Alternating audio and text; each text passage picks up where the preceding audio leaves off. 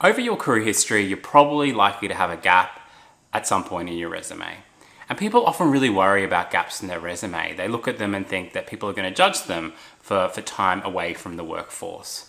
Back in the day in resumes, people used to put in why they left employers because they were really worried about what people would think when you change specific roles. So people would say, even have a section called reason for leaving. It's not that common for people to see that now in resumes.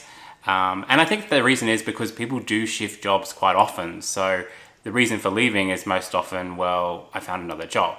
But there's some times where there's actually quite a large gap in your resume, and this video is going to look at how you can write in resumes to show that gap, or write it in a different way so it becomes less significant.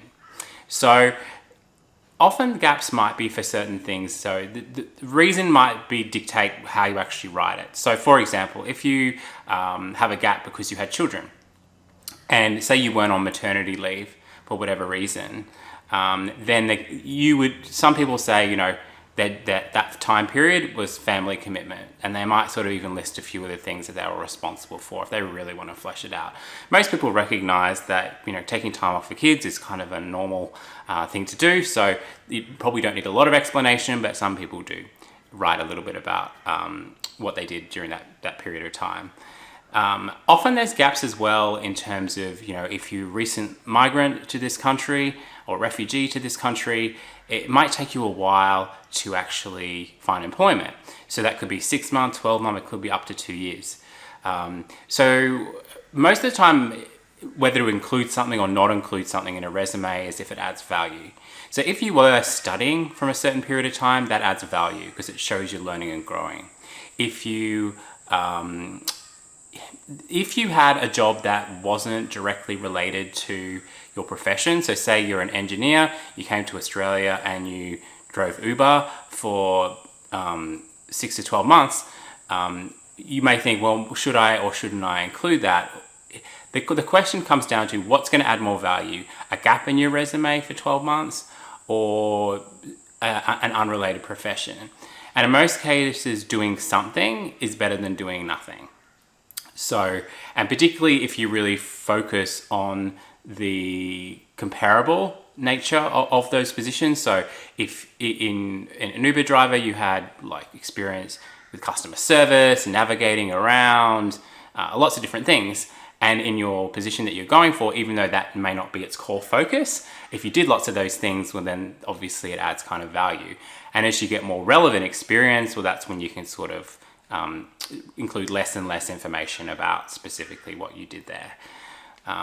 Sometimes people, it might not necessarily be gaps in their resume, but it might be gaps of relevancy. So for example, someone might have been an accountant for 10 years in their home country, they've come here, they've been a bus driver for 5 years, and they want to get back into what they were doing in their home country.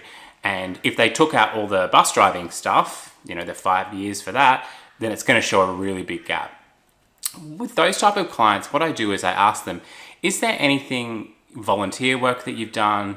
And often what happens is, or have you done any work specifically for friends and relatives, even if it's at a small scale?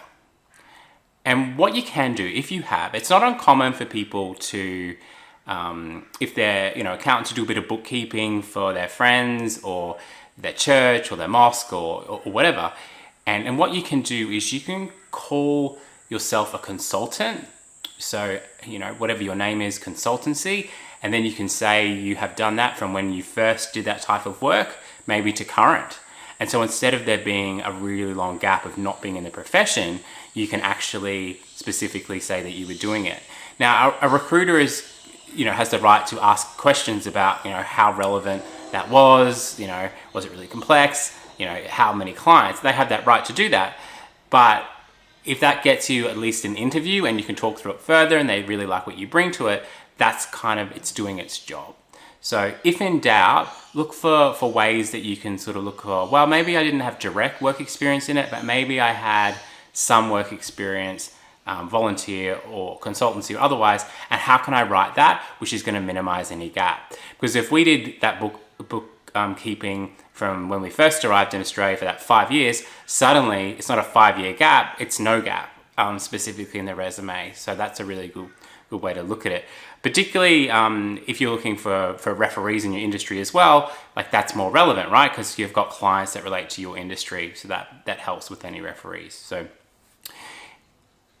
if there was periods of time where there were gaps because, you got made redundant and it was really hard to find another opportunity, that's normal. Like that, it does take time to find the right opportunity. So you might even sort of say, contract ended, or you don't have to say the reason, but the focus, I guess, would be what did you do in between that period. So you don't have to write in, I was job searching, because that might be, obvious, but you could have been reskilling, retraining, you could have been traveling. All those things kind of are fine because they're normal sort of life stuff. If there's been opportunities where you've kind of, the nature of the type of work you do is very stop-start, like say you are working in an industry where it's, 2 months on, 5 months off, 3 months on, 2 months off, if that's the type of industry like acting or music or whatever, then what you can do is you can kind of wrap up that experience. So what you could sort of say is, I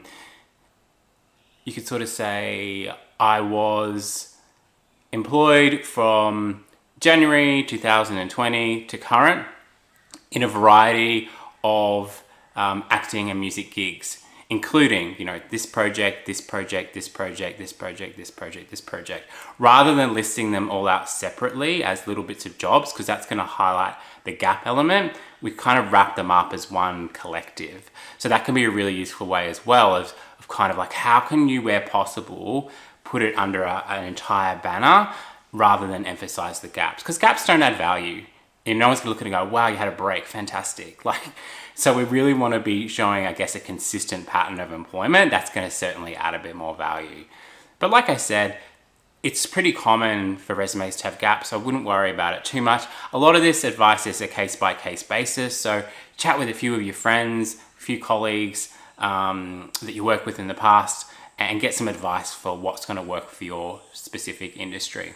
But hopefully this gives you a bit of a start to get going, and when those opportunities present themselves, you do have a gap, embrace it as much as possible as a really good time for reflection and consolidation. Often when people have a redundancy, for example, it's a good opportunity to take stock of what's really important for you. And most people who have a redundancy of some kind find jobs that are actually better because they have taken that time to actively look for what else is out there. Thank you so much. I hope you enjoyed this video. If you do, like and subscribe. And I'd love to see you watch some other videos as well. Feel free to put anything in the comments if you have any specific question. All right, see you later. Bye-bye now.